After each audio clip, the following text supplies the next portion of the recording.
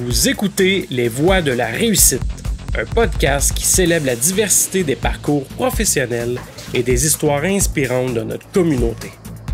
Rejoignez-nous pour explorer les voies authentiques de ceux et celles qui ont surmonté des défis et réalisé leurs rêves. Présenté par Jonathan Laplante de l'entreprise Le Répertoire, connectez-vous à la richesse des talents de notre région. Cette émission est enregistrée dans les locaux de la SADC Saint-Hyacinthe-Acton. Bonne écoute. Bienvenue au podcast Les Voix de la réussite. J'ai avec moi Tommy Demers, chanteur, comédien, artiste de la scène depuis plus de 25 ans. Tu as même été quart de finaliste à l'émission La Voix en 2023. Oui, monsieur. C'est pas rien. Et puis, la raison pourquoi je t'ai lancé l'invitation, c'est que je trouve que c'est une occasion d'avoir quelqu'un qui a un parcours différent. Habituellement, c'est plus, mettons, les entrepreneurs, des choses comme ça, mais carrière d'artiste, tu sais, quelqu'un qui veut bâtir sa carrière, je trouve que ça peut être le fun là, d'avoir quelqu'un qui est en plein dedans et je pense que tu es l'heureux élu. Parce que sinon, tu ne serais pas assis là. Merci d'avoir invité, c'est cool. Ben, ça me fait plaisir. Si tu peux commencer par me dire qui es-tu? Qui je suis? Écoute, Tommy Demers, si on parle du parcours artistique, comme tu as dit, là, ça fait 25, proche 30 ans que j'ai commencé en 94-95 au secondaire avec des chums. Ouais. C'est des amis, en fait. Tu sais, je suis pas un entrepreneur à la base. Je suis pas une personne qui... À la guitare. Ouais, c'est ça. Je suis pas à la base. Moi, je suis à la guitare. Non. Mais tu sais, je chante, là, mais c'est ça, artiste-chanteur. Ouais, je l'ai pas dit, en fait. Mais c'est ça, je suis pas une personne qui entreprend tant les choses à la base. Moi, c'est des amis, là. Tu sais, j'étais chez nous, on jouait à des jeux vidéo, je pense, puis il y avait un album de Metallica qui jouait, puis j'ai chanté l'album de A à Z, tu sais. Puis là, mes chums, eux autres, ils faisaient de la musique après l'école, fait qu'ils ont dit « Hey, viens jamais avec nous autres, tu sais, ça va être le fun. » Puis c'est à partir de même, tu sais, c'est là que j'ai découvert que je chantais. Tu sais, moi-même, je m'en apercevais pas, c'est des gens qui me l'ont fait voir. Puis ça s'est en allé de fil en aiguille de même. Tu sais, le professeur de musique qui rentrait puis qui sortait du local parce que c'était après les cours, à un moment donné, il m'a dit « Hey, il y a un groupe qui cherche un chanteur. » Puis j'étais allé comme auditionner pour ce groupe-là, puis ça n'a jamais arrêté depuis ce temps-là. Ça a cliqué tout de suite. Ouais. Fait que c'est ça, dans le fond, tu chantais déjà, mais tu n'avais pas en tête l'idée « Hey, je pense que j'aime assez ça pour dire... » C'est ça. Tu sais, j'aimais la musique. Tu sais, je me rappelle que j'écoutais beaucoup de musique, que je chantais par-dessus. Tu sais, même ma belle-sœur a dit t'arrêtais pas de chantonner dans le char, tu sais. Puis t'étais fatiguant. Ouais, c'est ça.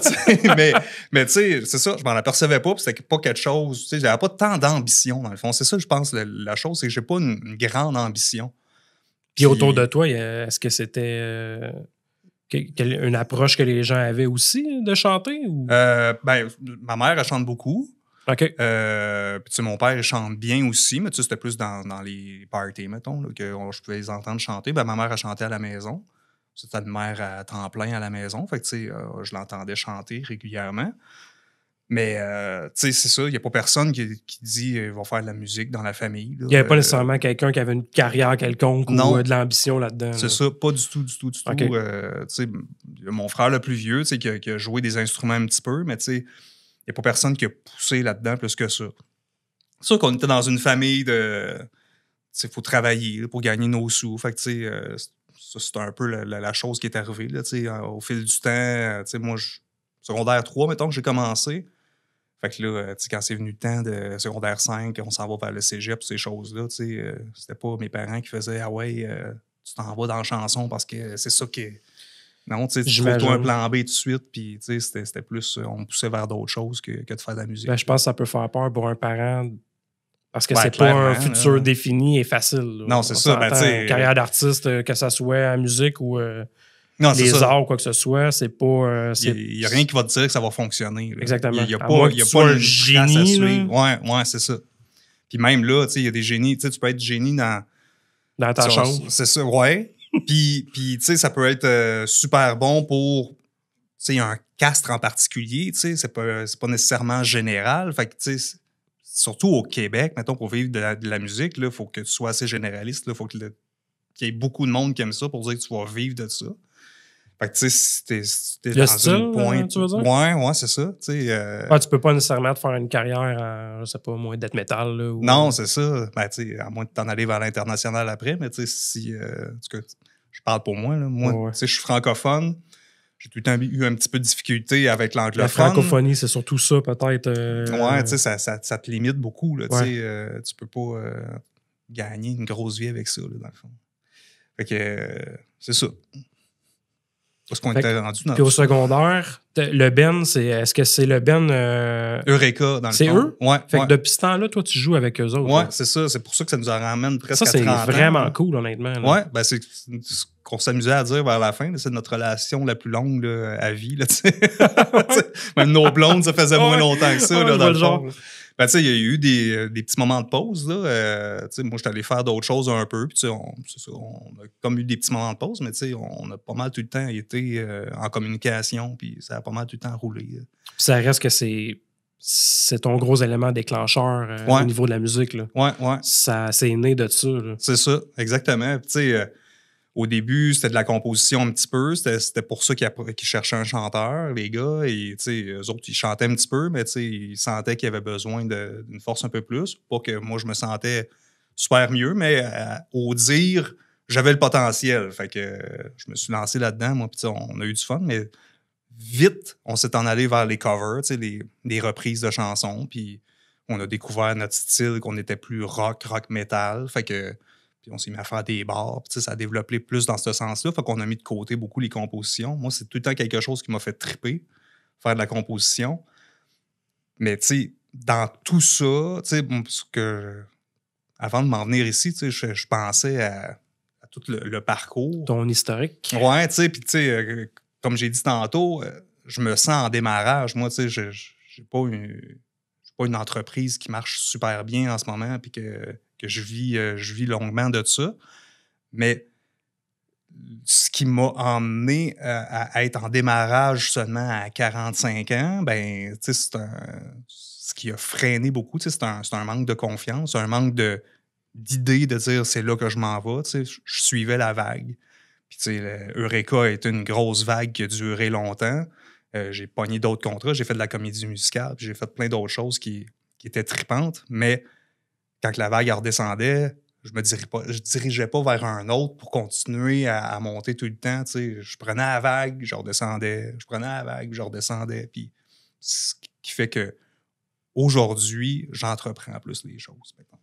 Puis, ça te prenait comme un espèce de point tournant dans ta carrière pour te dire, OK, moi, le brouillard, ça se tombe un peu, là, je sais où je m'en vais, puis tu vas te concentrer plus, par exemple, à tes projets. C'est tout le parcours de ma vie, en fait. C'est le côté artistique, tu souhaites que ça soit pas une business, tu sais. Mais veux pas, t'es dans le show business. Puis là, je viens de le catcher, ça. Tu sais, ça m'a pris quand même du temps pour le catcher, mais tu souhaites, au début, quand t'es jeune, tu souhaites tout le temps que quelqu'un te ramasse puis qu'il t'emmène en haut, tu sais. Puis, tu sais, je l'ai souhaité. J'ai voulu que ça se passe comme ça. Mais il faut que tu aies un côté entrepreneur puis que tu vas pousser des choses pour que ça avance. Je pense que oui. Si tu le fais pas, ça avancera jamais. Ou comme ça j'ai fait. Du déni, tu sais, tu le sens à l'intérieur, mais justement, mettons que ça peut être comme le syndrome de l'imposteur, par exemple. Ouais. Des fois, on a ça, là. Dans beaucoup de domaines, j'en parle souvent avec les entrepreneurs qui viennent à table. Ouais. Je pense que c'est le cas aussi au niveau des artistes, de se sentir comme si, que j'ai de plus, moi. Pourquoi moi ou quoi que ce soit. Oh, ouais, c'est cette voix-là, là, c'est fou comment elle va nous ralentir. Là. Ouais. C'est clair qu'il faut que tu t'aimes en tabarouette pour dire je vaux plus que la personne qui est là. T'sais. Ouais. Puis pourtant, c'est pas nécessairement de même qu'il faut le voir. Non. Quand il y a une passion qui t'allume, tu fonces dedans. Puis c'est ça qui fait vivre cette énergie-là. Puis quand tu te mets à parler avec des gens qui sont dans le même domaine, par exemple, là, c'est pas nécessairement une compétition. Là. Non. Souvent, justement, la passion t'allume, puis c'est une connexion avec les autres, tu partages. Ouais. Ça peut te faire grandir au final. Tu sais, il y a peut-être tout un niveau, le rapport avec le cash, puis toutes ces choses-là aussi, tu sais, qui fait que...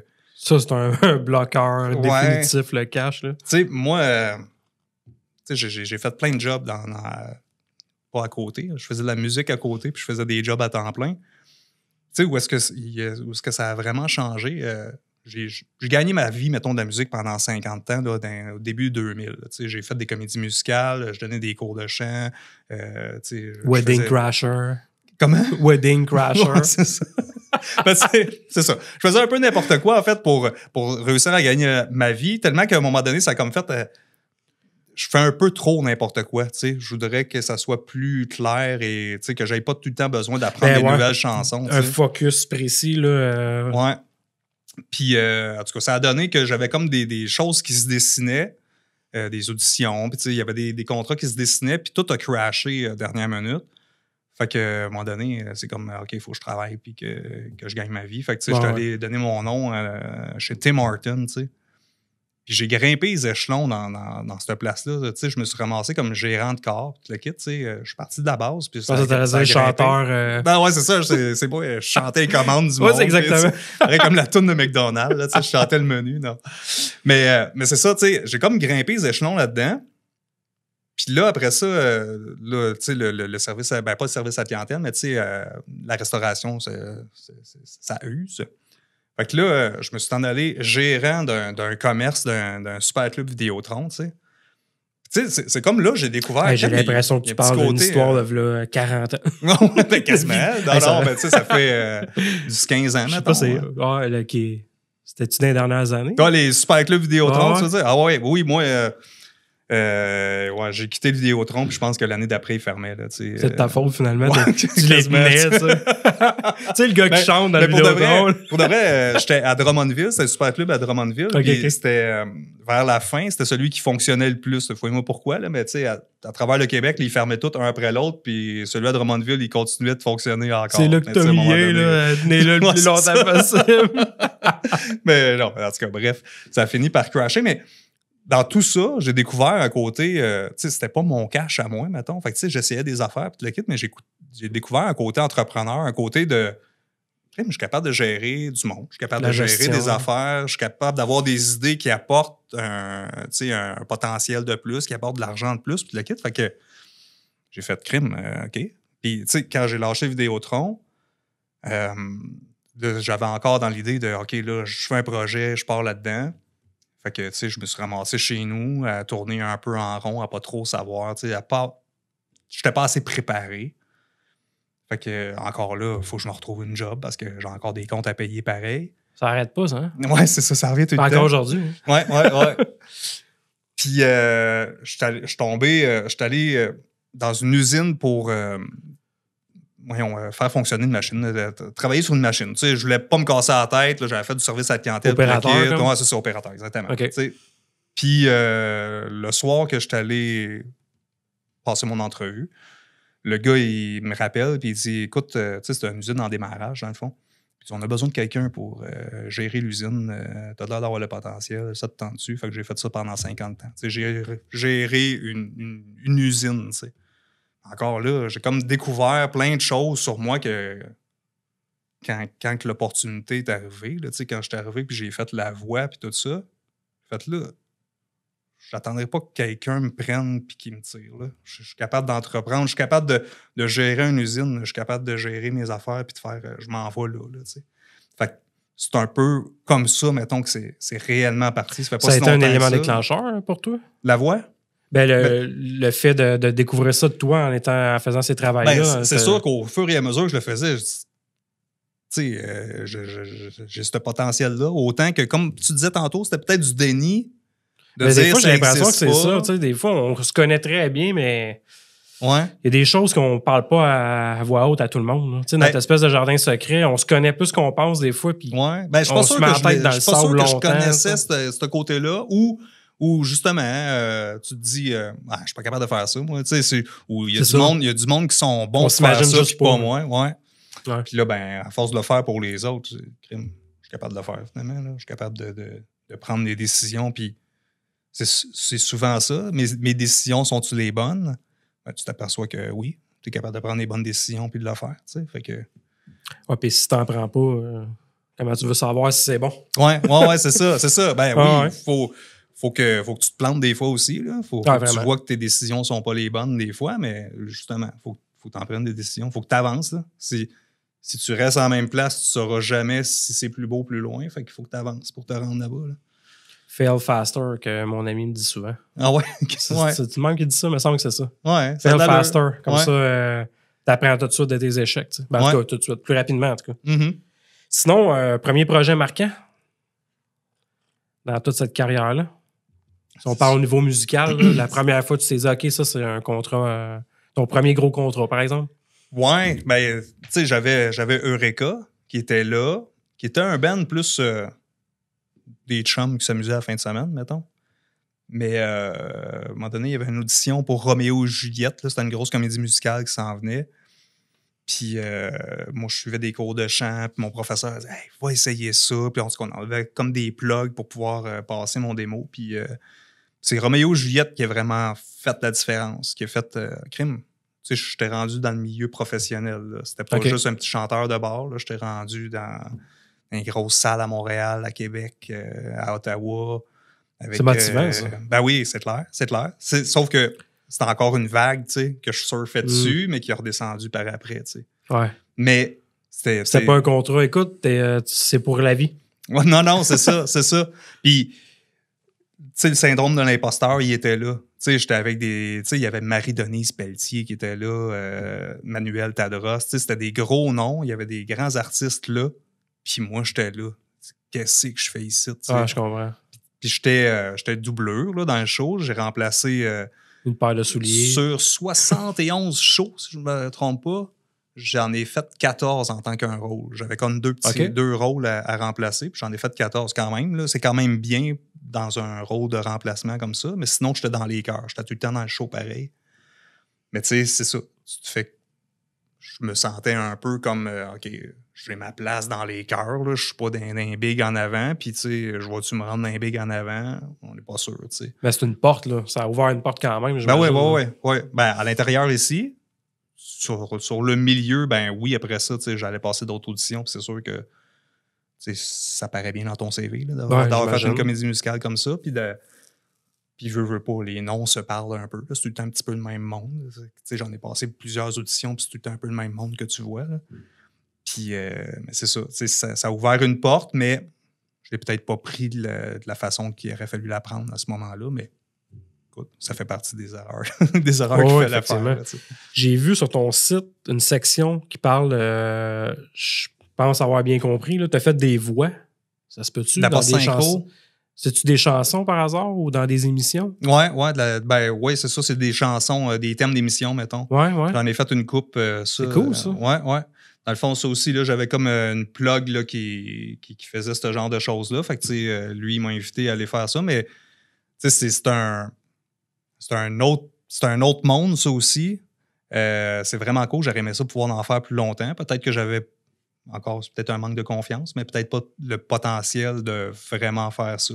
Les chansons qui ont fonctionné, ça a fonctionné, mais après ça... C'était que des chansons. Il y avait pas de... T'as pas fait de voix de personnage, quoi que ce soit. C'était vraiment chanson thème. Tu sais, c'est un milieu assez...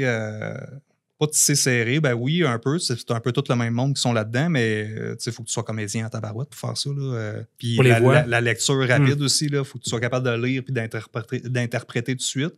Puis ça, le côté comédien, ça, j'ai un réel syndrome de l'imposteur là-dessus. Là, même si j'ai probablement un potentiel, mais je l'ai jamais poussé à fond. Mais ce qui m'accroche le plus, moi, c'est chanter. Fait que je vais vraiment plus rester là-dedans. S'il y a une comédie musicale, je vais rentrer dedans. Mais vraiment, être comédien, je pense pas que c'est mon j'ai l'impression que c'est carrément autre chose. Là. C'est vraiment... tu entres dans la peau de quelqu'un d'autre puis tu interprètes vraiment comment cette personne-là peut vivre à travers le scénario. C'est plein de petites choses subtiles que j'ai vues quand j'ai fait les chansons de « Ah, ben oui, c'était bon ce que tu viens de faire, mais reprends-le, tu sais, comme juste un petit peu plus cette émotion-là. » Puis, tu sais, gérer l'émotion ou savoir vraiment ce que tu fais, tu sais, moi, je le fais... Je suis en studio en ce moment, j'enregistre des chansons, puis on reprend la chanson 3-4 fois, puis je pense que je refais jamais la même affaire d'une fois à l'autre. Fait que, c'est un peu ça, vraiment dire, OK, là, je vais la faire comme ça, puis ça va être exactement ça. Ouais, c'est un autre monde. Là, je comprends. Puis au niveau, si on retourne à Eureka, Ouais. On a comme un peu valsé dessus, mais sans trop approfondir. Là. C'est plusieurs années que vous avez fait beaucoup de contrats à travers ça, mais avez-vous fini par faire des compositions à vous autres ou ça a resté qu'un band de cover? Ça a finalement? resté un band de cover. C'est ça. Au début, c'était de la composition. C'était plus rock'n'roll, mettons. On commençait tout à faire de la musique, mettons. Fait que là, la musique était plus... c'est ça, c'était du rock'n'roll un peu. Puis on a rapidement évolué vers un peu plus rock, un peu plus... la musique plus complexe, mettons. Puis c'est ça, on a commencé à jouer dans un bar. Fait que là... c'est un peu le vouloir de tous. Tu sais, composer, ça prend du temps. Il faut que tu y mettes du temps beaucoup. Puis c'était pas le vouloir de tous. Dans ce temps-là, on voulait être sur scène, jouer et avoir du fun. Fait que du cover, c'était plus simple. Puis, tu sais, on voulait que ça... Pas faire de l'argent avec ça, mais on voulait pas que ça nous coûte de quoi. Souvent, dans la composition, ben, tu payes presque pour jouer, là, pour te faire une fenêtre, une porte. Là. Fait que c'est ça. C'est plus pour ça qu'on a tourné autour de ça. Il y a eu une petite période d'arrêt. Là. Mettons, quand j'ai fait Roméo et Juliette et tout ça, on a comme arrêté un petit bout. Moi, j'ai fait des comédies musicales un peu. J'étais dans le coin de Sherbrooke. Je faisais des corporatifs avec une autre compagnie. Je faisais d'autres choses. Puis en 2012, on a fait, OK, là, on repart vraiment la machine. On repart, on va faire des bars et tout le kit. Puis il y a eu une petite période où on réessaye de faire de la composition. Puis c'était bon ce qu'on faisait. Je trippais vraiment, mais encore là, on est revenu avec le même principe de on a envie de jouer, on veut s'en aller sur un stage. Vous avez remis vos pantoufles. C'est ça. On a repogné les covers qu'on faisait qui pognaient. On a actualisé la chose. Même, je dis ça, même au début, on a parti un peu plus resto-bar, mettons, un peu plus smoke. Là, ça fait rire les oiseaux. On a sorti ça. On a fait une coupe de show de même, puis on a fait non, c'est pas notre tasse de thé, c'est pas ce style-là qu'on veut faire, puis on est reparti dans le rock, puis on s'est remis à faire des. Parce que c'est important que vous voulez faire de la scène, mais vous voulez aussi faire ce que vous avez envie de faire. Ouais, c'est ça. Pas n'importe quoi. C'est ça. On mettait le party, puis un party bière et tralala. Là, on avait du fun là-dessus. Ben, je dis bière et tralala. Moi quand je fais un show, je bois pas pendant tout. Là. Ça, je l'ai compris jeune. Là. Je l'ai compris au début d'Eureka. Tu l'as déjà fait, mais... Ouais, je l'ai fait, mais... C'était plus rough. Ouais. Ben, c'est côté vocal, je perds le contrôle complètement. Je sais pas si tu joues de la musique un peu, là, mais mettons que je donne un exemple. Tu sais, une guitare, il y en a des peut-être plus des basses, mais il y a des guitares aussi. Mais fretless, là, dans le fond, il n'y a pas de fret. Il n'y a pas de place pour mettre tes doigts. Si tu joues un peu, il faut que tu sois vraiment sûr d'où est-ce que tu mets tes doigts. Ben moi, je tombais de même. Si je buvais une bière la veille de faire un show, puis au show, j'étais comme, je perdais mes repères. Vraiment, même la veille? Ouais, vocalement. Fait que j'ai vite compris que la boisson, j'aime ça de faire un bon show. Fait que je me concentrais plus à faire un bon show que de faire un show. Ah, je comprends. Puis si on parle défi au niveau d'un groupe. Défi au niveau du groupe. Plus grand défi, parce que c'est comme une famille. Tu sais, je veux dire, faut que tout le monde s'accorde. Clairement. C'est ça. Ben, clairement que... Mais ça a été bien quand même. C'est sûr qu'à un moment donné, tu mets de l'eau dans ton vin puis tu fais garde, ça va être ça, puis c'est tout. Là. Tu sais, c'est les horaires, d'être tout le monde à la même place en même temps. Côté de choix de chansons, des fois, il y a bien des affaires que, mettons, moi, j'aurais aimé faire que, ben, on se respectait aussi. Tu sais, des fois, c'est pas facile pour un autre musicien de faire une tune que toi, t'aimerais bien faire. Fait que tu fais, OK, regarde, c'est pas facile pour lui. Ça demande trop d'efforts, mettons, ou un soir, on va la jouer, puis le lendemain, il sera pas capable parce que ça l'a brûlé. Fait que, à un moment donné, tu fais, OK, on va... Choisis tes batailles. Ouais, c'est ça. On va respecter ça, puis on va... Avez-vous utilisé la formule chacun choisit une piste qu'il aime? Puis... Ben, quand c'était le temps on apprend des nouvelles chansons, on se faisait un Excel avec toutes les chansons que le monde voulait faire.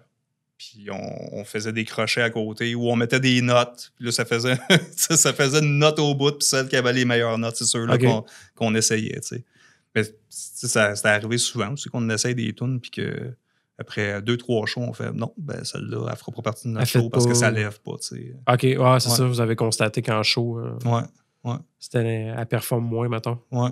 C'était vraiment le but de Eureka. C'était peut-être pas au début, mais à la fin, là, on avait compris le concept de faut que le party lève. Parce que c'est ça, ça fait plusieurs années. Là. Ouais. Il y a une Ouais, évolution à travers ça. Ouais.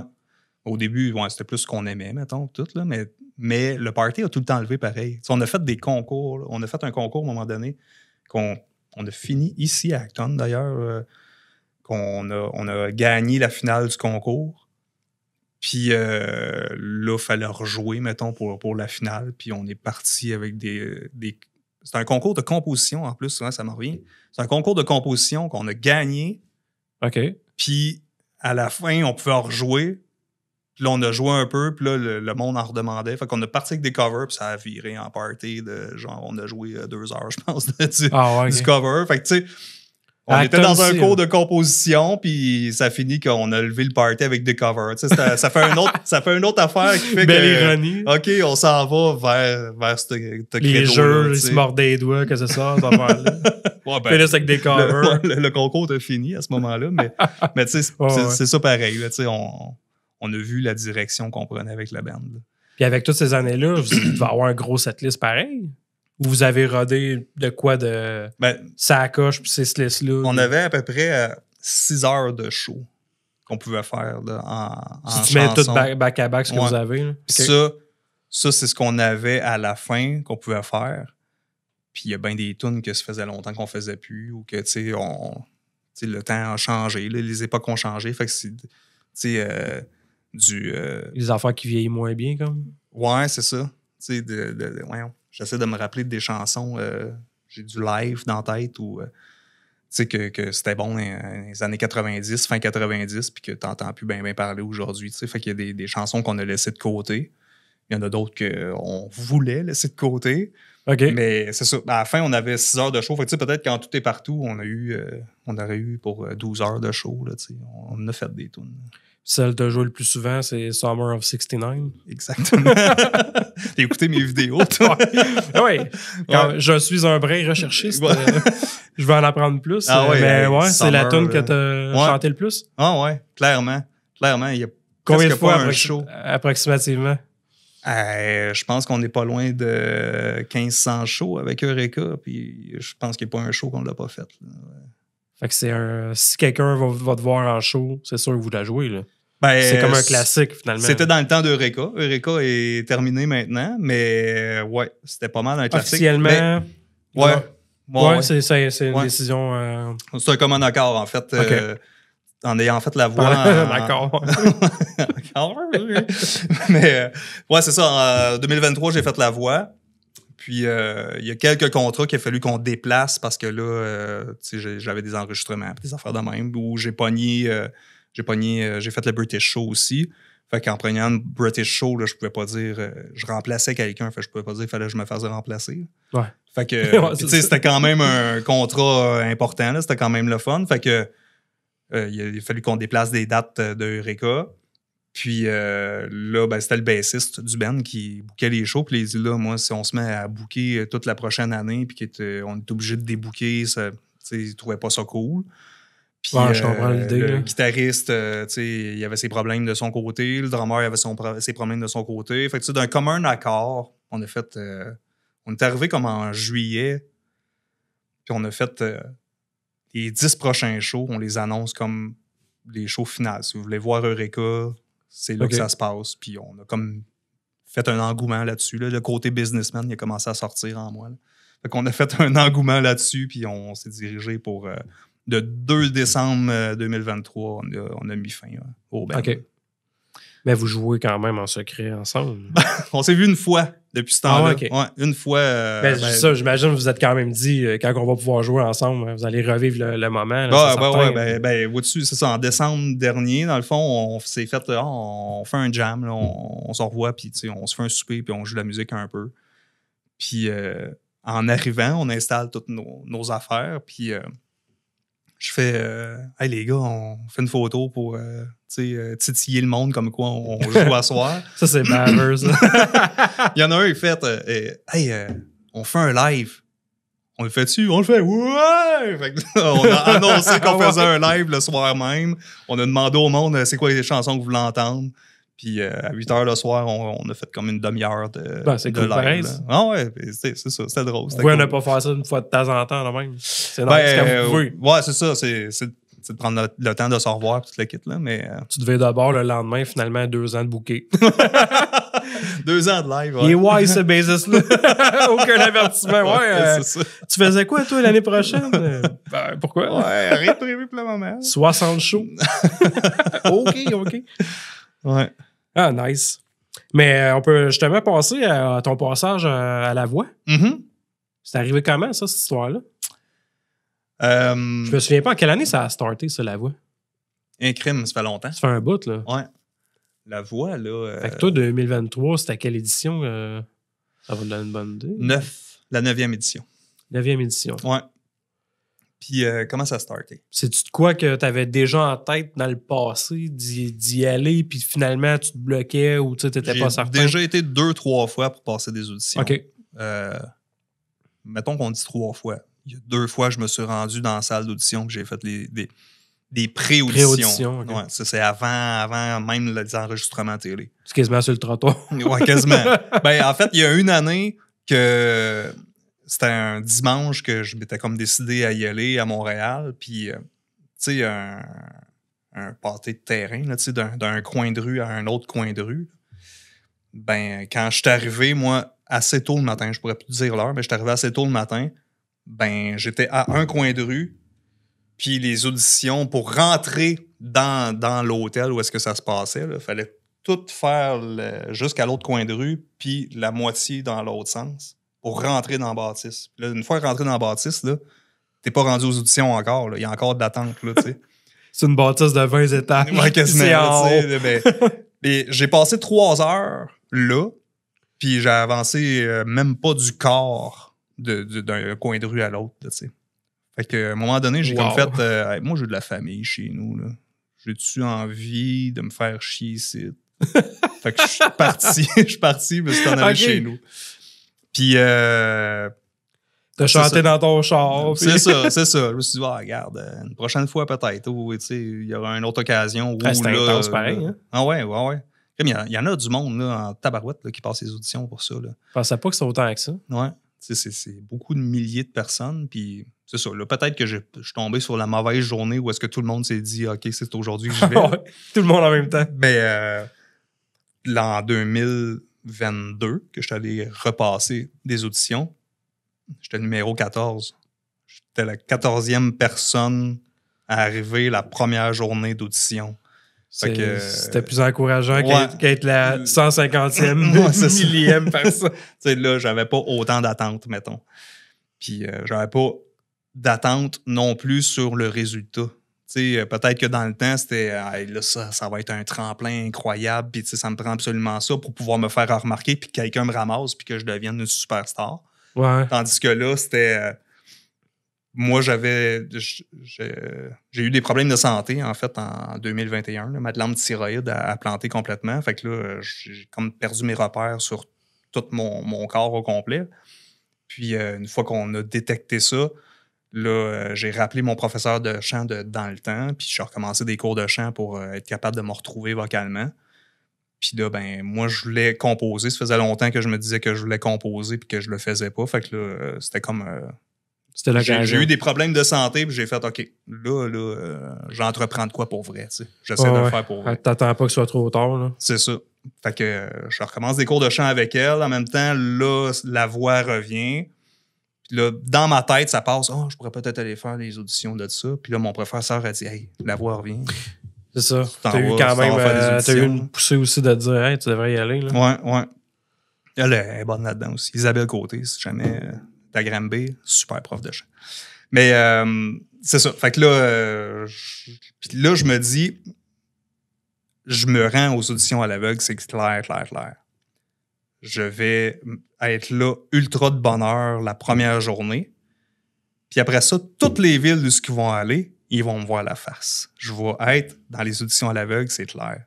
Mais là, je suis allé passer la première journée, le numéro 14, puis tout de suite, là, il y a eu des développements qui ont fait « Ouais, je pense que je vais me rendre aux auditions à l'aveugle.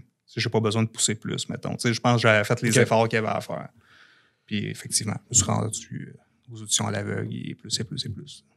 Puis comment ça s'est passé dans ta tête là-bas? C'était, tu sais, le gérer la nervosité, ces choses-là, tu voyais ça comment? Ou t'avais vraiment comme fait... Ben, les premières fois que j'avais été, là, les 2 autres fois que je suis allé, là, ils ont un processus d'audition assez... J'en ai fait beaucoup d'auditions dans ma vie là, pour des comédies musicales puis des gros shows. Puis les plus stressantes étaient ceux-là. Okay. Parce que là, ils t'assoient, tu t'attends dans une place publique là, avec plein d'autres mondes. Indéfiniment. Ouais, c'est ça. T'attends super longtemps. Puis à un moment donné, ils viennent te chercher. Ben, ils viennent chercher 10 personnes en même temps. Puis là, ils t'emmènent dans une salle. Puis t'as 10 chaises alignées. T'es tous assis un après l'autre. Puis là, si t'as la chance d'être le 10e, là, ben, tu changes de chaise 9 fois pour te rendre à la dernière chaise. Puis là, t'entends les autres qui auditionnent. Puis tu sais, c'est vraiment le stress de « OK, là, je change de place. OK, là, ça s'en vient. » Puis là, là, ça va vraiment être là. Puis tu sais, c'est ça qui se passe pendant X ça temps. doit vraiment pas être agréable. C'est vraiment quelque chose. Puis tu sais, c'est comme chute. L'autre a passé l'audition juste au bord de la porte là. Fait que pas un mot. Puis c'est juste le fait de pouvoir les entendre, les autres, ça doit être gossant, ça. En plus, là. Ouais, c'est clair. Ouais. Parce que là, ton syndrome d'imposteur peut embarquer n'importe quand. Non, à moins que t'es chanceux, puis les 9 autres, c'est mauvais, là, tu sais, je veux dire. Ben, tu sais, il y a tout le temps de quoi pareil, tu les vois pas, tu sais pas vraiment comment que ça se passe, puis t'entends... Mais t'as le temps de t'imaginer comment est-ce qu'ils sont en train de mourir à l'intérieur pendant qu'ils sont en train de le faire, tu sais, tu t'en fais des images. Là. Ah ouais, c'est clair. Fait tout ce processus-là, je l'ai vécu comme les deux premières fois, puis la dernière fois, c'était comme je t'ai dit tantôt, il y avait 0 attente. Moi, là, je m'en viens avoir du fun ici. Fait que j'ai tissé des liens avec du monde. Ça l'a aidé, c'est sûr. Là. Après ça, on se ramasse. Là, je ramasse où est-ce qu'il y avait les chaises. Ouais, oui, il y a un stress pareil. Là, je veux pas, ça s'en vient. Il va y avoir l'audition, puis il y a un stress. Mais cette journée-là, moi... T'étais plus serein. Ouais, exactement. Puis j'avais choisi des chansons que je faisais bien. J'étais confiant dans les chansons que je faisais. Puis... je faisais Creep de Radiohead. Puis, je vois sur les réseaux sociaux en attendant, tu sais. Puis là, je vois sur les réseaux sociaux de La Voix que les 3 chansons les plus faites dans les auditions de La Voix, puis Creep était numéro 1. Fait que, tu sais, je fais quel bon choix de chanson, tu sais, en plus, tu sais. Fait que d'emblée, en rentrant, là, tu rentres dans la salle, puis là, ils te placent devant le micro, puis là, tu dis ton nom, ton âge, d'où c'est que tu viens. Puis là, tout de suite, je dis, vous allez m'excuser, là, mais la chanson qui est la plus faite dans vos auditions, là, ben, c'est elle que je vais vous faire aujourd'hui. Je vais vous faire Creep de Radiohead. Puis, ouais, pas de trouble, pas de problème. Puis là, je fais ça, puis ça a l'air que ça valait la peine parce qu'ils m'ont ramené ailleurs après. Là, quand même drôle, par exemple. Hein? Ouais. Ben, tu sais, il commençait les auditions. Là. Si j'aurais été 1328, peut-être que là, il aurait été un petit peu plus écœuré. D'entendre Creep, là j'étais peut-être la deuxième personne qui faisait. Ouais, c'est ça. Exactement. Ouais. Mais quand même, ça aussi, c'est comme une bonne tape dans le dos, ça. De passer... Ben, qu'en plus, tu sais, elle a été souvent faite. Ouais. Que toi, tu décides de le faire quand même. Ouais. Puis des écœurés avec celle-là. Puis de quand même passer plus loin. C'est vraiment nice. Je ne sais pas c'est quoi le potentiel. Tu sais, dans le fond, ça se passait comme en 2 étapes. Tu avais comme la première audition que tu allais passer. Puis si eux autres, ils voyaient un potentiel, il y avait un deuxième groupe d'audition ailleurs. Fait que là, s'ils voyaient un potentiel là, quand tu sortais de la pièce, il y a quelqu'un qui te disait « OK, garde, suis-moi, on va s'en aller à l'autre groupe d'audition après. » Instantanément, ils savaient tout de suite, eux autres. Ouais. Ça niaisait pas. Là. Puis, dans le fond, il fallait emmener 2 chansons, une francophone puis une anglophone. Fait que là, j'avais fait mon anglophone. Fait que quand j'arrive à l'autre groupe, que ça a quand même pris un bout, là, parce que il y avait comme du monde invité, tu sais, du monde qui ont participé à d'autres concours ou quoi que ce soit, qu'eux autres étaient invités. Fait qu'il y avait comme des heures de convocation. Fait que... OK. Moi, moi puis les autres qui étaient pris, on passait quand il y avait un lousse, mettons. Puis, fait que j'arrive dans cette pièce-là, je dis c'est quoi les chansons, puis refais-nous ta tourne en anglais, là, on va écouter ça. Puis on on écoute ça. Crime, c'est vraiment bon, OK. Ta tourne en français, c'est quoi? Fait que je pars ma tourne en français. Puis là, ils sont un petit peu plus sur le cul avec la tourne en français. Je dis, crime, j'aurais dû faire ça en premier. Puis là, tout bonnement, comme ça, on avait comme un questionnaire de 1000 pages à remplir là, avant d'aller passer. 1000 pages? Ben, là, c'était vraiment long. Là, c'était vraiment un gros questionnaire comme interminable. Là. Puis pour faire exprès, ça je peut bien être long dehors. non, mais il n'y a pas tant de monde que ça le matin. mais tu sais, moi, pour faire exprès, je le fais sur mon cellulaire. Commencez votre audition 2 jours chez vous. C'est ça. Ben, tu sais, c'était toutes des questions de votre chanteur préféré, puis votre chanteur français préféré. Puis, votre millième chanteur préféré. C'est quasiment, là. C'est vraiment un questionnaire incroyable. Puis, pour faire exprès, je le remplis sur mon cellulaire, puis il y a un fuck qui se passe, puis ça s'enregistre pas. Fait que je suis obligé d'aller le recommencer sur un ordinateur portable qu'il y a sur place, en tout cas, bref. Mais, tout ça pour dire que moi, chanteur préféré québécois, mettons, c'était Bruno Pelletier. Il m'a vraiment marqué, ce gars-là. Puis là, ben, eux autres, ils checkent le questionnaire vite. Puis, ton chanteur, Bruno Pelletier, tu pourrais-tu nous faire une chanson de Bruno Pelletier? Ben, oui, OK, ben, Miserere, es-tu capable de faire ça? Probablement. Là, elle se tourne vers le technicien de son, puis va nous chercher une trame de Miserere, il va nous faire ça. Peux-tu juste sortir les paroles sur mon cellulaire, là, tu sais? Ça c'est par cœur. Non, c'est ça. Tu la sais ou tu la sais pas? Non, ben, il n'y a pas de trouble. Sors les paroles, puis, tu sais, je lui fais un bout de Miserere. Il voulait que t'as mime aussi. C'est ça. ben, en tout cas, bref, ça s'est super bien passé. Fait que, c'est ça. J'ai été rappelé pour l'autre édition d'après, dans le fond. Puis, quelle leçon t'en retires le plus? De toute l'expérience de la voix? Toute cette expérience-là, ouais. Ben, ça revient au côté entrepreneur que c'est ça. Je voyais plein de jeunes que quand moi j'étais plus jeune, qui c'était un peu la même affaire. Eux autres, c'était comme il faut que ça passe ici. Là, si ça passe pas ici, là, moi je lâche tout ou j'en meurs. Puis qu'ils espéraient tant que quelqu'un les ramasse puis qu'ils les emmène plus loin.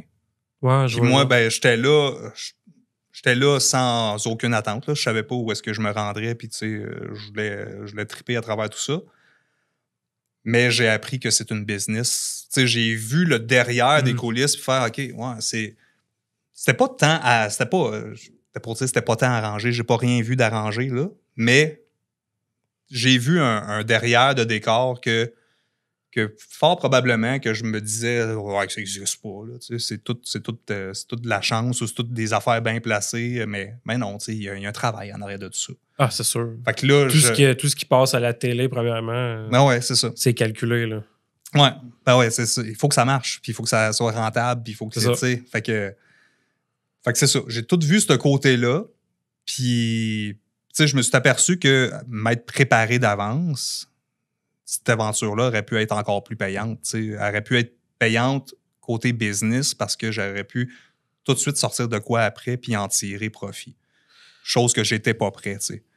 Ouais, d'avoir comme un album en banque déjà. Ouais, c'est ça. Pendant que tu passes là, ça te met sur la carte. Ouais, puis tout de suite après, tu sais, je le sors puis que là, les gens sont plus attentifs parce que un an plus tard, il y avait un autre, La Voix, puis j'étais déjà oublié, tu sais. Ah, je comprends. Fait que c'est pas malsain en soi. Là. En même temps, ben, c'est pas tout le monde qui t'a oublié. Le Chantal ici, elle m'a dit oui, Tommy, il est allé à La Voix. Hey, je vais à l'épicerie, le monde me reconnaît. Ben, tu vois, c'est pas tout le monde qui a oublié. Ben, bref, c'est pas mon but. C'est sûr que ça fait partie, c'est ma face, là, c'est ma voix que je vends, mais c'est pas mon but principal que le monde me reconnaisse sur la rue. Moi, j'aime l'art, j'aime la musique. J'aime ça que ça sonne. Tu sais, là, je travaille en studio en ce moment.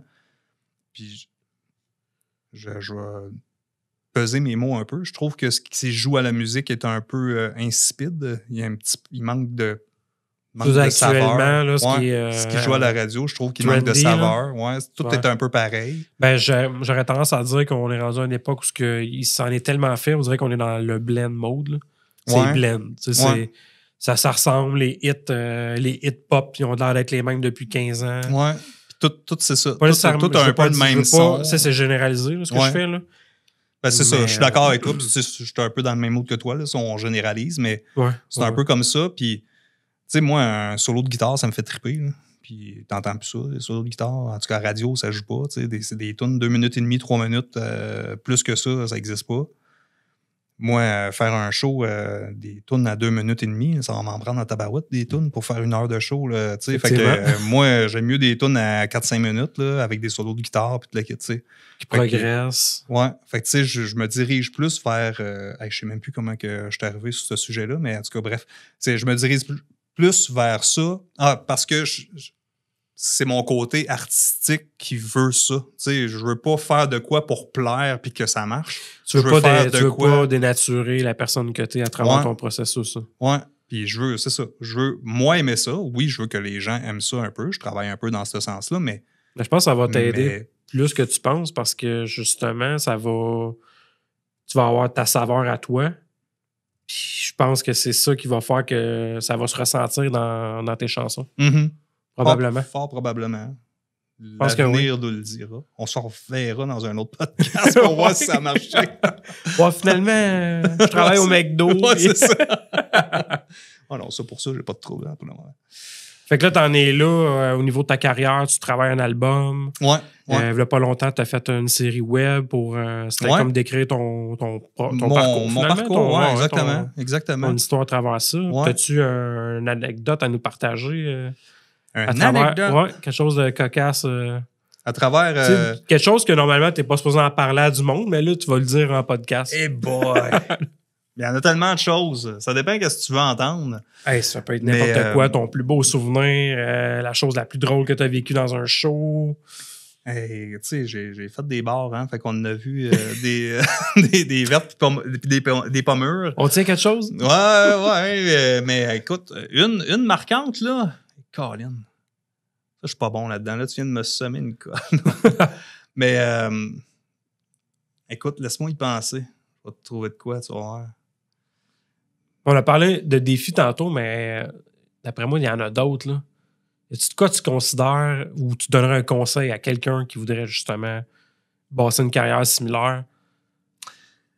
Des choses à retenir que toi, tu as appris avec l'expérience. La chose que moi, je travaille le plus, c'est de ne pas trop se prendre au sérieux. De ne pas prendre tout ça très sérieux. Faut que tu aies du fun au bout du compte. Il faut que ça soit trippant. Tu sais, je disais Eureka tantôt, c'était un band, on faisait du bar, puis le kit, puis après ça, je suis tombé dans la ligue professionnelle en allant faire une comédie musicale. Puis quand je suis arrivé à la comédie musicale, j'avais le syndrome d'imposteur, je marchais les fesses serrées, puis j'étais Colin, qu'est-ce que je dis, qu'est-ce que je dis pas, puis avec qui je peux avoir du fun, puis tout le kit. Puis ton apparence. C'est ça. J'étais beaucoup là-dedans. Puis quand Eureka, mettons, a reparti en 2012, j'avais ce petit syndrome-là que j'étais un petit peu fait serrer encore. Puis à un moment donné, ça a comme slacké. Puis je suis revenu dans mes pantoufles c'était du gros déconnage. Là. Entre 2 chansons, je dis du n'importe quoi. Puis on enchaîne avec l'autre chanson. Puis même en chantant, je suis là pour avoir du fun, me libérer vocalement. Puis je garoche des notes n'importe comment. Ben, pas n'importe comment. Ça reste les chansons structurées pareil, mais j'ai du gros fun à faire ça. Ben, des fois, c'est juste d'exagérer quelque chose. Ouais, c'est ça, c'est ça. Puis, tu sais, moi, je chante haut, là, tu sais, puis, tu sais, on voit moins ça, des chanteurs qui chantent haut, puis tu la quittes. Dans un escabeau, tu veux dire? Ouais, c'est ça. Faut que je grimpe. Ça, c'est mon fun, tu sais. Je m'emmène des échasses, tu sais, puis je chante sur des échasses. Ça serait malade, ouais, vraiment. Mais c'est pas ça. Mais, tu sais, je pars dans des délires vocales hauts, des fois, que c'est capoté, mais, tu sais, c'est ça. Tu finis la chanson, puis là, le monde, ils font, tabarnak, il sort d'où, ce gars-là, tu sais. Fait que, tu sais, c'est ça. Fait que. Balco. Ben, c'est ça, exactement. Mais, tu sais, c'est ça. Faut réussir à lâcher son fou malgré avoir une structure qui a du bon sens, tu sais. Faire comment je pourrais dire ça? Faire un produit qui a du bon sens, mais pas contre ta nature. Ben, c'est ça. Il n'y a rien qui t'empêche d'être structuré à travers ton fun. Là. Ouais, c'est ça. Dans le fond, c'est ça, de l'organiser comme il faut. Tu sais. Ouais. C'est une des choses, moi, pas que je travaille moins là-dessus parce que ça s'acquiert de plus en plus, mais il y a eu une période où j'étais plus un peu plus on va se tenir droit. Tu sais, comme là, aujourd'hui, là, je suis un peu plus lousse, regarde, je suis à côté puis je te parle. Là. Fut une époque où je t'aurais parlé un petit peu plus à la française et OK. que là, tu sais, T'aurais travaillé ça plus. Je vais faire attention à ce que je vais te dire et comment je vais te le dire, tu sais. Aujourd'hui, je vais retenir ce mot-là. Mais bref, t'as compris ce que je voulais dire. Très bien. Les auditeurs aussi ont compris. Ouais. Puis y a-tu un moment que tu t'es dit, hey, j'arrête tout ça, j'en peux plus? Peut-être dans les années où ce que tu filais moins bien côté santé ou. Non, parce que là, ça me le prenait vraiment en plus. C'est Ouais, vraiment. Ça t'a motivé finalement de. Ouais, mais tu sais, chanter, ça m'apporte de quoi de bien. Moi, ça m'apporte quelque chose physiquement qui est bon. Ouais. Fait que, oui, c'est arrivé des moments donnés où ce que j'ai fait, là, ça m'arrive encore aujourd'hui, là, la semaine passée, à me dire ça vaut vraiment la peine ce que je suis en train de faire. Pourquoi là. je fais ça? Ouais, tu sais, je pourrais. Tu sais, je suis famille d'accueil, moi, là. C'est ça ma job à temps plein. Ça, faut qu'on en parle, là. Ouais, ben, on va y revenir. Mais pour faire ça vite, là, tu sais, c'est ça ma job à temps plein en ce moment. C'est avec ça que je gagne ma vie. Fait que là, je suis encore avec une deuxième job de faire de la musique à côté. Fait que, tu sais, des fois, tu rushes, là, puis là, t'es moins patient, puis tu la quittes. Puis là, je fais, ouais, hey, je pourrais-tu comme juste lâcher ça? Puis ça serait juste cool pour tout le monde. Peut-être qu'en dedans de moi, ça serait pas cool parce que j'ai besoin de ça, puis j'ai besoin de me dire que j'accomplis ce défi-là, tu sais. Je pense, en tout cas, je comprends l'idée que ça nous arrive tout de faire comme on veut abandonner tout, mais souvent, c'est pas ce qu'on veut réellement. Là. Ouais, c'est ça. Il y a un petit quelque chose dans le fond qui est tout le temps une petite c'est souvent une écœurette qui nous achale. Ouais, c'est ça. Ouais. Ouais, relié avec l'imposteur aussi, des fois. Là. Ouais. Mais ouais, le fait que tu sois famille d'accueil, ça depuis, c'est que tu nous en parles un peu. Ouais. Depuis 2013 qu'on est famille d'accueil, moi et ma conjointe. 2013. Ouais. Ce qui nous a emmenés là, c'est que nous, on a eu 2 enfants. Mais 2 enfants, ça a été difficile à avoir, dans le fond. Des problèmes de santé qui fait qu'on avait de la difficulté à avoir des enfants. OK. Puis, fait qu'à un moment donné, on a fait, regarde, on en a 2. Là, on a réussi à en faire 2. Les prochains, ben, ma conjointe, elle a pensé un petit peu à l'adoption. Puis là, est arrivée l'option de famille d'accueil. Nous, on voulait avoir 4 enfants à la base, sinon plus.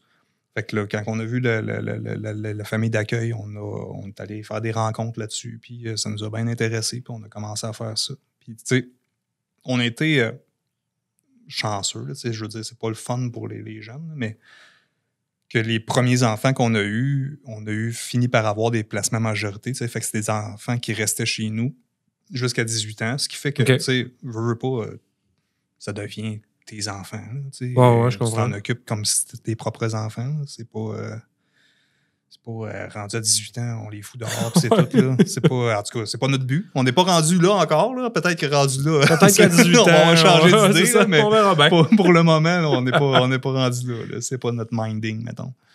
Mais, ouais, c'est ça. On a travaillé là-dessus. Puis dans tes récentes chansons, t'en as composé une. C'est-tu celle que t'as composée ou c'est celle que tu interprètes? Ouais, c'est celle que j'interprète. C'est celle que t'interprètes, ouais, OK. C'est... Pas un mot de plus? Ouais, exactement. Cette chanson-là, ça parle de ça. Là. Fait que tu t'es servi de ton vécu à travers ça. Ouais. Moi, en fait, justement, là, quand la voix est arrivée, j'étais en processus de faire un EP, de sortir 2-3 chansons, dans le fond. J'avais approché un gars qui fait de la musique, là, qui fait la musique. Parce que moi, un arrangeur. Ouais, un arrangeur. Moi, je peux écrire des paroles. Comment? Pas du dos, là. Non, c'est ça. Ben, ouais, il me fait craquer des fois pareil. Là, mais... De temps en temps. Mais c'est ça, moi, je peux écrire des chansons, je peux faire une mélodie, mais vraiment arranger une chanson, là, ça, c'est pas mon dada, mettons. Fait que j'avais approché Étienne Chagnon. Et avec sa conjointe, il y avait une formule, eux autres, qu'elle écrit les textes, puis lui fait la musique. Puis fait que j'étais bien intéressé par ça aussi. Fait que, en tout cas, dans mon processus, moi, j'avais une composition, eux autres, ils m'en écrivaient une, puis peut-être une coopération avec quelqu'un d'autre. Puis, au bout du compte, sa conjointe n'était pas disponible pour écrire à ce moment-là. Fait que c'est... parce que je veux dire,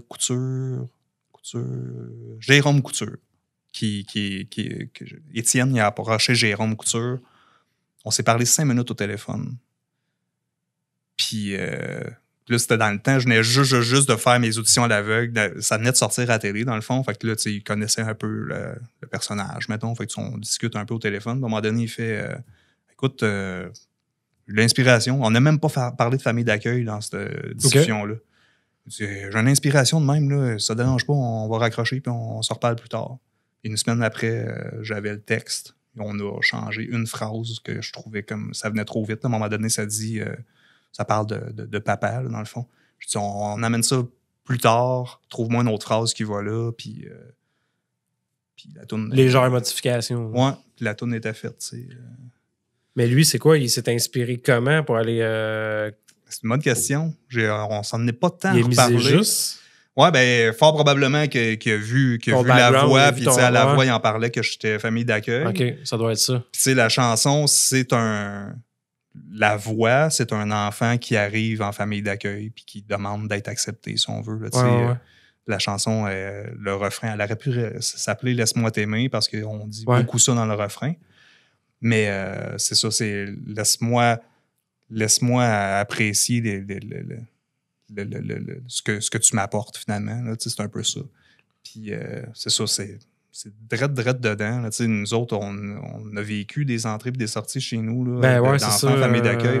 Je constatais ça en écoutant la piste, justement, de voir, de me transposer à ce principe-là. Là. Moi aussi, dans ma vie personnelle, là, j'ai des histoires pas difficiles, je dirais pas faciles au niveau des enfants, là, leur vécu au niveau avec les parents, ces choses-là. Là. Mm-hmm. Puis j'ai comme plongé dans ce principe-là. Puis c'est touchant, pareil, comme. Ouais, la chanson est vraiment bien écrite. De se dire qu'il y a beaucoup d'enfants qui vivent ça, là, des difficultés au niveau de leur famille. Puis ça doit vraiment pas être facile de partir. Même si t'es pas aimé, entre guillemets. Je veux dire, ça dépend de chaque situation, mais ça doit être tellement difficile pour un enfant de quitter son lieu, ses vrais parents. T'es arraché, si on veut. Oui, exactement. Puis tu te ramasses dans une famille que tu connais pas. Ça doit être difficile. Oui. De dire que c'est ça, tu vas laisser. Tu vas laisser quelqu'un d'autre t'aimer, t'apprécier, t'apporter les soins que tu as besoin. Surtout de connaître quelque chose de différent de ce que tu as connu. Tu sais, souvent, tu n'as pas vécu, je vais dire la vérité, mais on a tous chacun notre vérité, là, de comment que la vie se passe, mais c'est clair que la vérité qu'eux autres ont vécue dans leur famille est ce que devrait être une famille aimante, mettons. Ouais, c'est ça. C'est peut-être pas la chose la plus saine, mettons. Fait que nous autres, on leur apporte quelque chose de plus sain, là, de plus serein, qui va les emmener. C'est quand même un beau partenariat quand je pense que cette personne-là s'est virée de bord, ça l'a inspiré.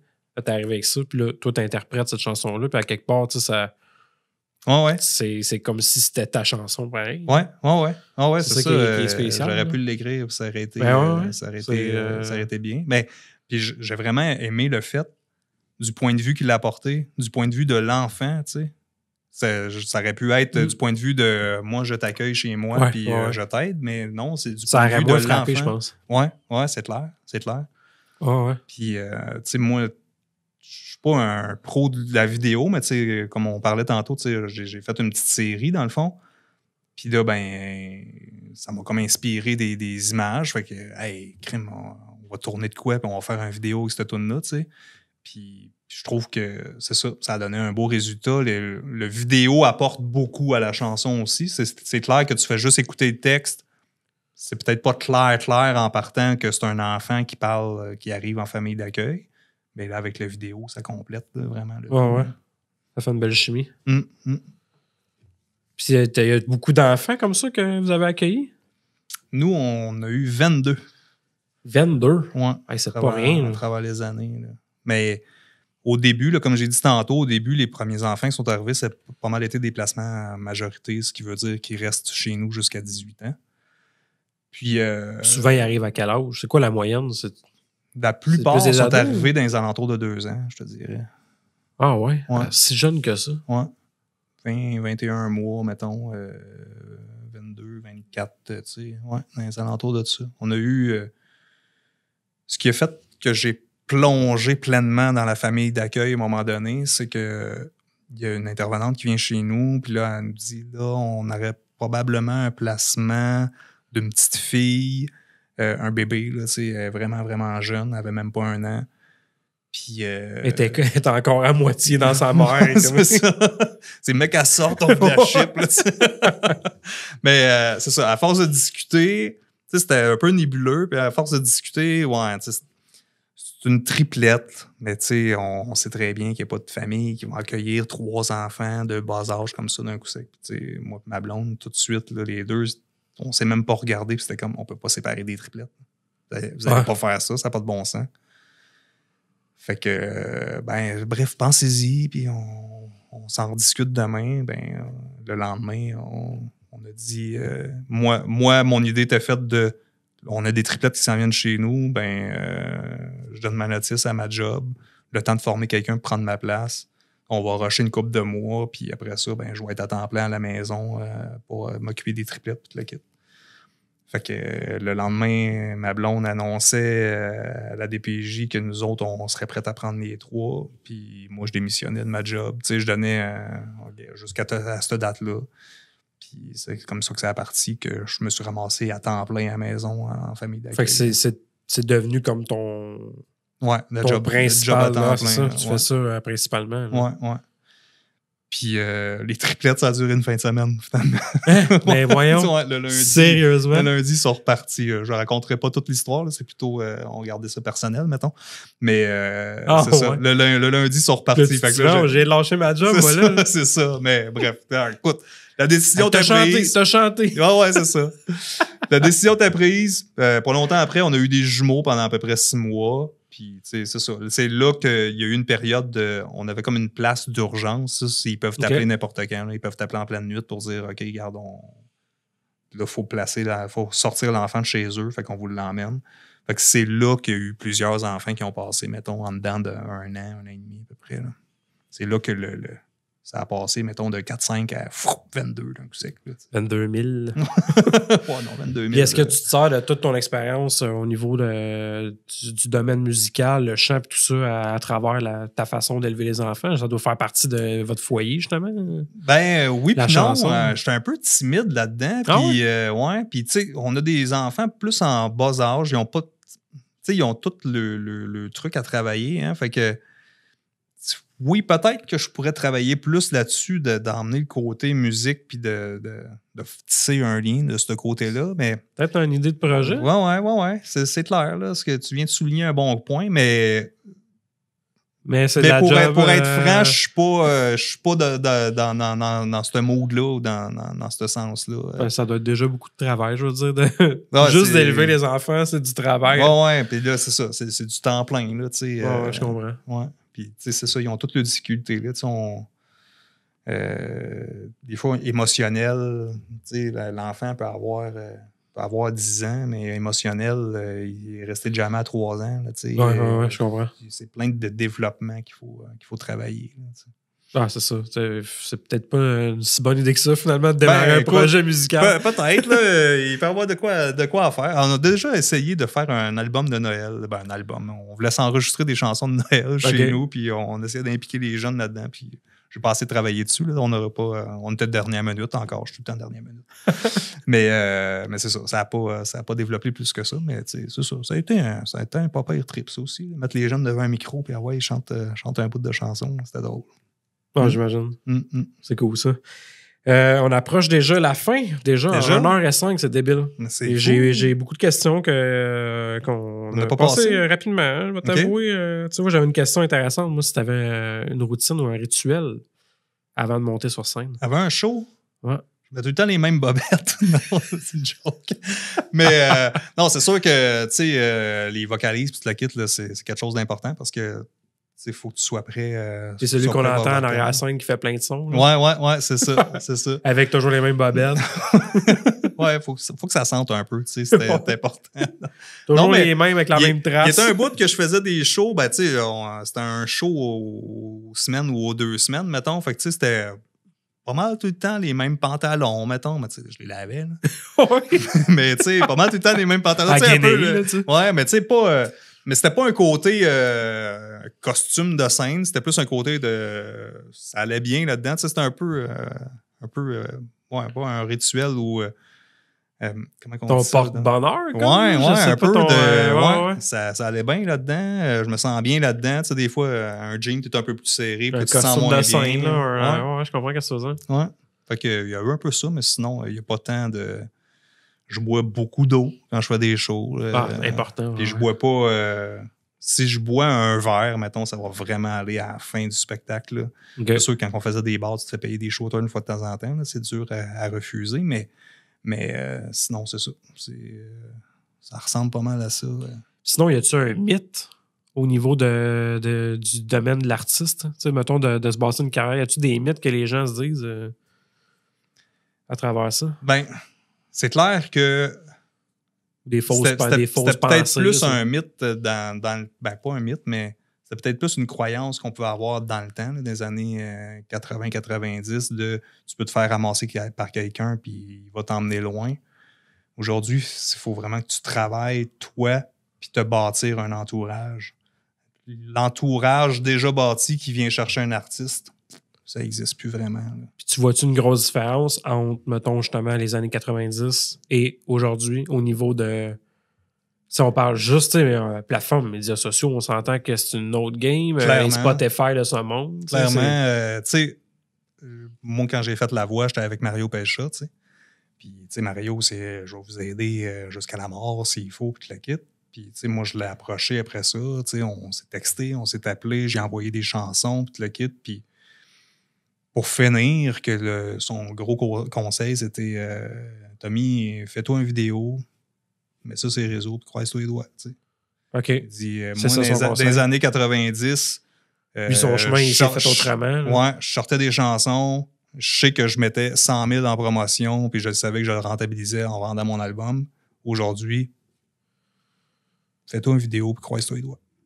OK, tu sais. Fait que c'est plus du tout la même chose. Ça a vraiment changé. Là. Ouais. C'est vraiment pas la même game. Là. Ouais.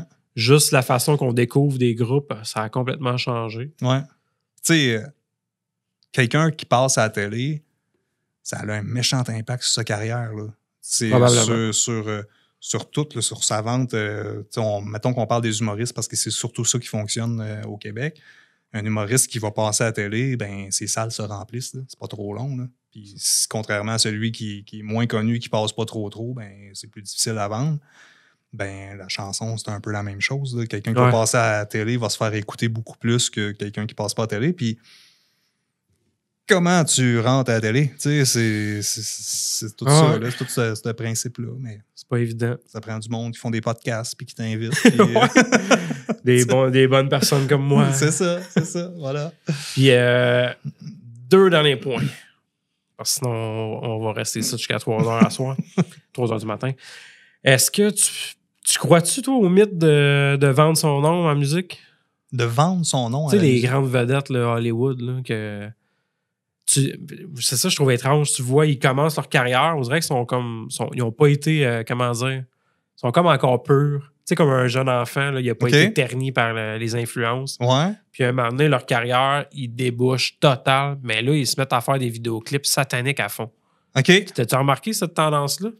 Plus au niveau d'Hollywood, là. OK. Tu vas voir le vidéoclip, là, c'est beaucoup satanique. Là. Okay. C'est du symbolisme, des trucs de démons, du sang. C'est très ritualistique. Moi, je trouve qu'il y a quelque chose... je peux pas corroborer ton point parce que je le vois pas tant que ça, mais je trouve qu'il y a quelque chose... Moi, je suis plus film puis série puis ces affaires-là. Ouais. Puis je trouve qu'il y a quelque chose qui s'en va vers... J'ai de la difficulté à comprendre l'horreur. Toute la fascination autour de tout ce qui est horreur. Puis que tu écoutes une émission simple, puis c'est sanglant, puis les zombies, puis toutes ces affaires-là, j'ai de la difficulté à comprendre cette fascination-là des gens de s'en aller vers ce type de choses-là. OK. Puis que c'est là, puis c'est flagrant. Là, qui n'a pas écouté Walking Dead? Ouais. Moi, mais sinon... Moi, tu vois, tu dis ça, puis tu me fais penser plus au fait que tout est teinté de ça. Tu sais, qu'il y ait un cinéma d'horreur, fine, mais que même toutes les autres soient teintées par cette espèce de... Ouais. C'est comme dénaturer l'humanité un peu. Ouais. Je sais pas comment l'expliquer. Ben, mais on le voit beaucoup, je trouve, dans les dernières années. Pour parler un peu de... Comme tu l'as dit, tu sais, j'ai vu passer vite des images de Lady Gaga, puis crime, ces dernières images, là, ces derniers vidéoclips, là, c'est tout un peu... c'est monstrueux. Monstrueux. Ouais, c'est comme étrange. si aujourd'hui, tu t'en vas voir une vedette de ce style-là, tu t'attends à voir un striptease. Tu sais, c'est presque rendu ça. Tu sais, je trouve ça particulier. Là. C'est plus le talent pur, c'est rendu... C'est un show, c'est une bête de scène. Je trouve que ça l'attaque beaucoup les valeurs morales. Là. Tu sais, en tout cas, je voulais te poser la question si tu sentais qu'il y avait de quoi à ce niveau-là, le vortitique. Il y a quelque chose il y a tout ce volet-là, puis tout le volet... je cherche le nom de l'artiste français là, qui est... T'es où, papa, là? Qui fait cette chanson-là. En tout cas, bref. Tu sais, lui, il a comme été mis sur un piédestal d'artiste suprême, mettons, un peu. Là. Artiste suprême, Puis, tu sais, ça fait comme 2 fois qu'il quitte sa tournée, qu'il lâche tout, puis qu'il part comme... je sais pas si c'est dépression ou comme... non, ça, c'est... Un genre de burn-out? Ouais, un burn-out. Ou c'est trop pour moi. Moi, je suis un artiste, puis là, je suis rendu comme une machine, mettons. Ben ça tourne souvent de même. Ils deviennent un produit de l'industrie musicale. Qui se l'avoue puis qui fait garde, moi j'arrête. Autant qu'il y a du monde qui sont dans l'extrême, comme tu disais, mettons, nudisme ou quoi que ce soit, que d'autres sont comme non, mais je me préserve, ou je fais attention à moi, ou je tombe en burn-out, justement, tu sais. Il y a comme 2 extrêmes. Il y a comme un choix de milieu. Ouais, c'est ça. Il y a comme 2 extrêmes, moins de milieu. Je sais pas trop. De là, pourquoi je te demandais si tu penses que c'est possible, l'idée de vendre son âme, on dirait que. Ouais, je sais pas. Je me le demande. Peut-être, je sais pas, là, dire. Certains diront que dire qu'il y a des cultes. Conspirations. Ouais, c'est ça. Dire qu'il y a des conspirations ou des cultes à ça, je sais pas. Mais en quelque part. Ben, il y a une machine, là. Tu sais, en quelque part, peut-être qu'on peut un peu se vendre. Tu sais, quand tu t'écoutes pas puis que tu t'en vas faire des affaires dénaturantes. Tu sais, l'industrie de la pornographie ou quoi que ce soit, là, la fille, elle peut faire du cash. Elle peut faire du cash, mais c'est un peu dénaturant. Là. Ça n'a pas de bon sens de faire ça. Là. Effectivement, ben d'accord. Ça peut être le fun à regarder, mais ça n'a pas de bon sens de faire ça. On va censurer ça. Tout se dit ici, là. En tout cas, jusqu'à présent. On va terminer avec si tu as quelque chose à nous annoncer. À vous annoncer. Qu'est-ce qui s'en vient prochainement pour toi? On en a parlé un peu tantôt, là, mais je vais sortir un album là, fin juin, en fait. Fin juin, ça s'en vient? Ouais. Ça va là-dessus. Je sais pas si je me dénature, mais vous verrez s'il a vendu son nom. On le verra en juin. Puis à quel endroit est-ce qu'on peut te suivre? J'ai mon site internet, tommydemerceofficiel.com. Puis, vous pouvez me suivre sur les réseaux sociaux. Là. Je vais recommencer à faire de quoi un peu là-dessus. C'est difficile, ça, d'être constant sur les réseaux sociaux. Mais bref, je vais travailler là-dessus. Puis, sinon, je vais être dans le coin cet été. Allez voir sur mon site, puis vous allez voir, je vais avoir des dates d'annoncer pour des show de la rentrée. Le show de la rentrée, effectivement. Ouais. Excellent. Ça va être une belle occasion. Je suis pas sur la grosse scène. Je vais être sur la scène extérieure du 5 à 7, dans le fond. Mais quand même. Moi, je suis là pour montrer mon nouveau matériel. Hey, c'est bon, ça. Ouais. Je te remercie beaucoup d'avoir accepté l'invitation. Puis je te souhaite un excellent succès. Merci beaucoup. J'aimerais terminer en disant que chaque parcours est unique et chaque réussite commence par un premier pas.